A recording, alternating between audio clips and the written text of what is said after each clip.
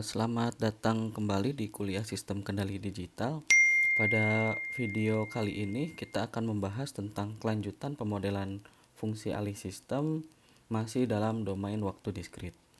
Pada video sebelumnya kita dapatkan 3 buah fungsi alih dalam bentuk domain Z dari sebuah fungsi alih dalam domain S.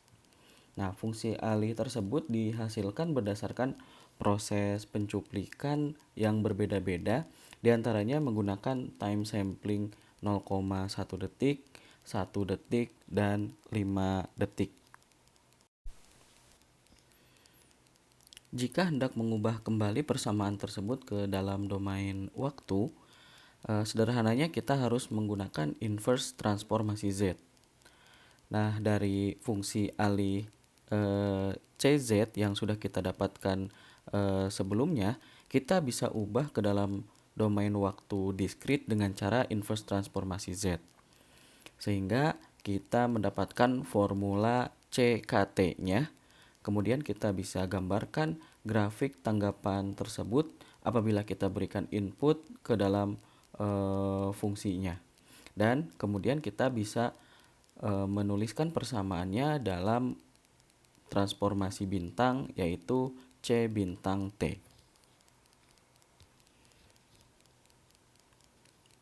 Pada video kali ini kita akan mengambil sebuah contoh dari hasil perhitungan pada proses pemodelan di video sebelumnya.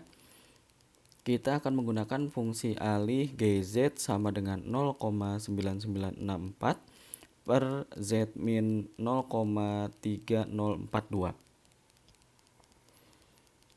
Di sistem tersebut nantinya kita akan beri masukan berupa sinyal RZ, yaitu berupa unit step, input sebesar 255 PWM.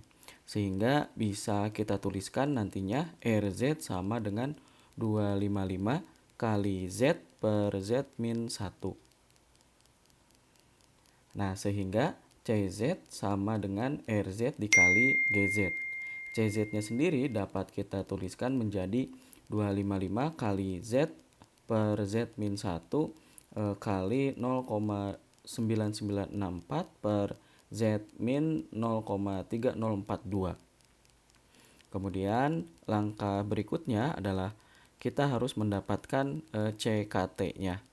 Dan kita harus menggunakan inverse transformasi Z untuk mendapatkan fungsi tersebut.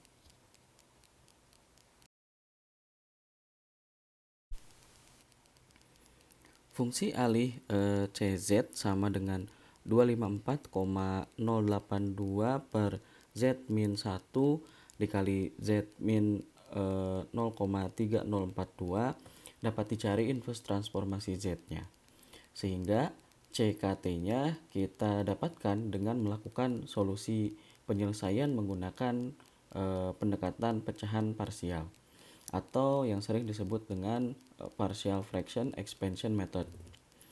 Inverse transformasi dari CZ dapat kita tuliskan sama dengan inverse transformasi Z dari A per Z min 1 ditambah dengan B per Z min 0,3042. Dengan menggunakan proses yang sama seperti pada video sebelumnya, kita gunakan cara limit untuk menentukan nilai A dan B. Berdasarkan proses perhitungan, kita dapatkan nilai A sebesar 363,165 dan nilai B sebesar minus 365,165. Kemudian kita substitusikan pada persamaan tersebut sehingga kita dapat menggunakan tabel inverse transformasi Z, dan kita dapatkan bahwa salah satu dari tabel tersebut, jika kita memiliki persamaan dalam domain Z berupa Z per Z min 1, maka dalam domain waktu diskrit kita dapatkan UKT.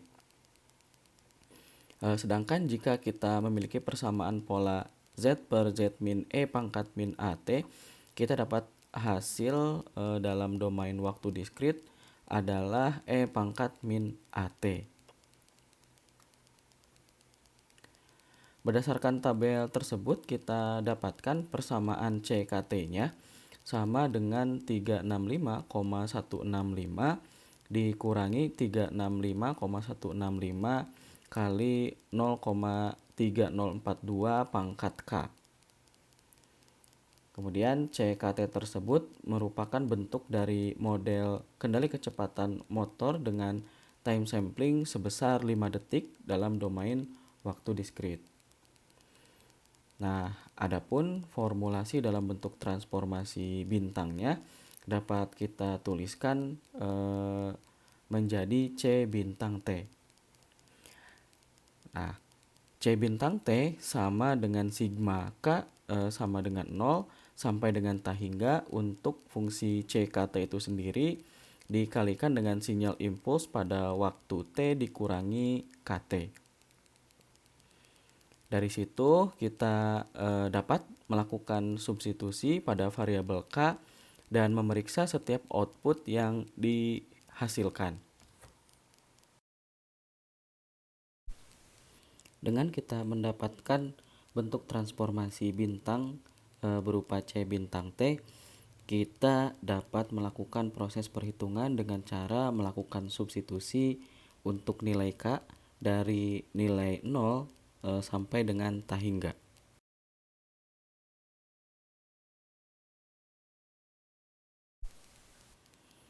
Berdasarkan persamaan tersebut, kita dapat menggambarkan tabel sebagai berikut.